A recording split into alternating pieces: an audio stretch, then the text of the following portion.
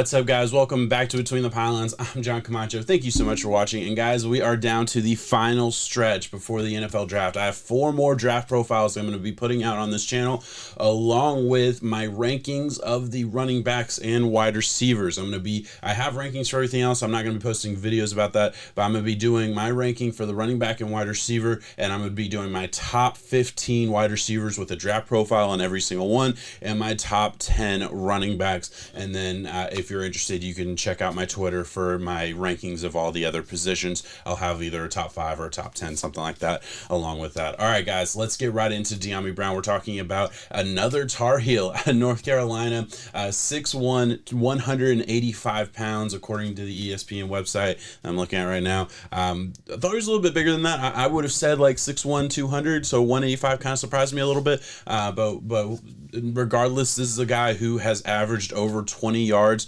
per catch over the past 2 seasons with the Tar Heels, has put up 1,000-yard numbers the past 2 seasons. Just ridiculous numbers, big playability, big catch guy. And what's funny is I was listening to an interview of him before I got on here, and he never played wide receiver in high school. That's so crazy to me, because it's like, I mean, almost every like super athlete coming out of high school has either played quarterback or wide receiver or running back, right? Like those are like the main 3 spots that you put your most athletic guys. Usually you have corners that have never played corner, or linebackers that have never played linebacker, but very rarely do you see a wide receiver that's never played wide receiver at the high school level. So it's interesting, kind of raw, and it makes sense. His film is a little bit raw.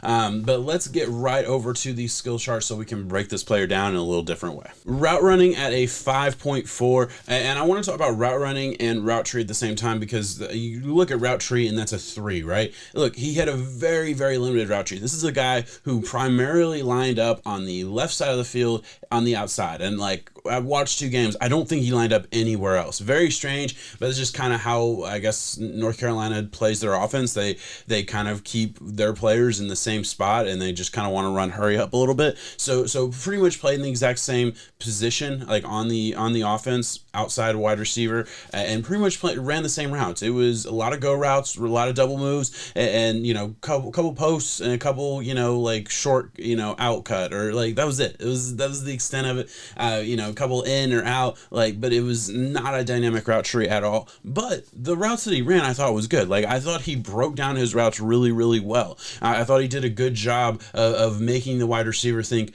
oh, he's going, oh, he's gonna stop. No, it's a double move. He's going up the field. Like he's a twitchy athlete, right? And I'm gonna kind of skip over hands to talk about athleticism. Like, athlete is the key phrase here. This dude has a ton of potential, like a ton of potential. I think now it's raw. You wonder, like, okay, can he do a lot of different things on your offense? I don't know. That's a huge projection. If you're a team drafting him, you're drafting him to be your outside contested catch type of wide receiver, right? And you're hoping that he can bring more to the table than just that. At this point, though, I do think he's a little bit limited in what you're expecting from him in the NFL. And again, like I said at the beginning, he's kind of a raw prospect, hasn't played the position a ton, so he is kind of having to, you know, he'll be learning on the job a little bit in the NFL. Hands at a 4.9, couple more drops than I would have liked, right? And again, I do think a little bit of concentration drops, a little bit of, like, you know, catches the ball, but the corner hits him in the back and it drops it. And I don't really consider that a contested catch. I consider that just like you need to have a little bit stronger hands.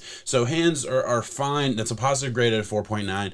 It's not something that like I'm super worried about, but there were just like a couple too many drops or you know, issues there for me to make it a positive grade, or even to, like, you know, be excited about it in any way. Quickness at a 4.4. Again, like for me, quickness is all about like your shiftiness, your ability in the middle of the field. Like that's kind of what that grade represents for me, and it's a negative grade at a 4.4. I put it that close to the average grade. For those of you who won't watch my videos, 4.5 is like my baseline average. 7 and above is elite for me. So 4.4, that's just right under average, right? But it is still technically a minus grade. And the reason I made it that close to average was because like I do think he's a twitchy athlete. I'm not like really worried about the athletic profile at all, but quickness, I just had to be realistic with what he did in college and what I saw on tape. Didn't see a ton of that, right?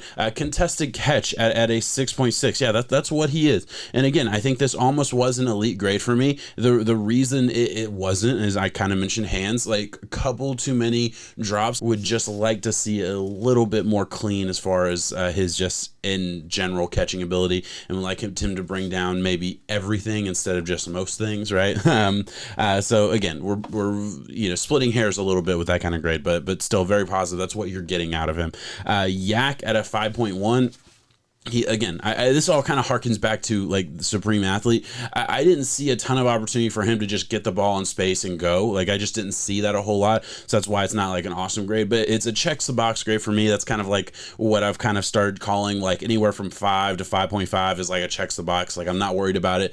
I don't think it's super special, but it's like, it's not something that I'm nervous about by any means, because it's like, meh, like he's an athlete. If he gets a bubble screen, he's not just gonna not know what to do. Like he's good in space, he's good in his routes, he's a very sudden athlete, I feel like, for the most part. So yeah, I'm not worried about that at all. Cut and change of direction at a 5.2. And listen, this is another checks the box grade for me, right? Like, I do think he does everything well. I think he breaks down his routes very well. I think he, everything that I saw from his route running, his ability to move his weight, move his body, like it's all good. Like there was no issue with that at all. And look, we harken back to the lack of route running, or the lack of route tree, I guess I should say. And I'm not worried about that. And I don't worry about like his ability to run more routes. So that's kind of what this grade for me represents, is like, okay, yeah, he did have a limited route tree. But I'm not worried about his ability to run to a hash mark and turn in a different direction than he did in college. Like, I'm just not. Like, I don't think that should be as big of an issue as some people make it. Really, there's nothing out there that I've seen in my, granted, limited experience really studying the draft and doing my rankings and all those things. I haven't seen a really big connection between limited route tree in college and production in the NFL. Like, I just don't see that connection. I don't know why we're making a bigger deal out of it than it has to be. I'm not worried about it. His cut and change of direction is good. He does everything well. He moves his body very, very well. He's an athlete. He'll figure it out. Contact balance at a 6.6. This dude does not get pushed off his routes. He handles press coverage very, very well. I'm going to talk about it a little bit at release, because I do think off the line he could stand to get a little bit more smooth when a dude really just gets in front of him. I think that's more of a technique issue more than anything. But other than that, I do think he has great contact balance. There's really no point where I feel like he's outclassed by the corner. He's never outsized or out-physicaled in any way, really. Body control at a 6.8. Again, it's just a very positive grade, right under elite for me as far as like a contested catch guy. I don't consider him an elite, 50-50 ball guy, but I do consider him right under that platform. I mean, that kind of coincides with everything. You look at contested catch at a 6.6, right? A tick under elite, essentially. Body control, a tick under elite. Contact balance, a tick under elite. All of those things kind of coincide with kind of how I see the player. I think he's a very, very good 50-50 ball guy who has a chance to be elite at the next level when he develops a little bit more. But at this point, I wouldn't consider him elite in any of those categories. And release at a 5.6, I already kind of mentioned it, right? Like, his ability to get off of press coverage was a little bit of an issue for me. It wasn't a serious issue, and we're just talking about like right at the line of scrimmage. His ability, I think you could stand have just a little bit quicker hands to swipe off that jab move, that offhand jab that really tries to disrupt the wide receiver. There were times where I did think he did get disrupted a little bit. He wasn't able to stack on top of the corner and really create separation at the tail end of his route, and I think all of that was caused by just a lack of technique and a lack of ability to just kind of get off of press and get past a jam and move forward through the route, especially like on go routes and things like that. Especially in the Syracuse game that I watched, the corner did a really good job of getting on top of him early and really disrupting his route throughout the process, right? So separation, 4.4, kind of goes hand in hand.